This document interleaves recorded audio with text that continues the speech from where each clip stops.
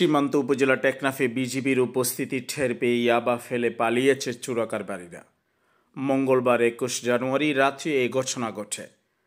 Teknaf ২ BGB ব্যাটালিয়নের অধিনায়ক lieutenant colonel Ashikur Rahman বিষয়টির সত্যতা নিশ্চিত করে বলেন, মঙ্গলবার রাতে লেদা বিওপির বিআরএম ১১ থেকে প্রায় ১ কিলোমিটার দক্ষিণে মেম্বার পোস্ট এলাকা দিয়ে ইয়াবার একটি বড় চালান পাচারের খবরে পৃথক ২টি অভিযান পরিচালনা করে বিজিবি সদস্যরা। ওই সময় বিজিবির উপস্থিতি টের পেয়ে চোরাকারবারিরা কাঁধে থাকা বস্তা নাফ নদীর পাড়ে ফেলে মিয়ানমারের অভ্যন্তরে পালিয়ে যায়।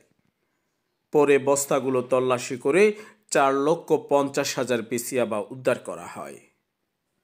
শেখ রাসেলের তথ্যচিত্রে নিউজ ডেস্ক, রূপান্তর।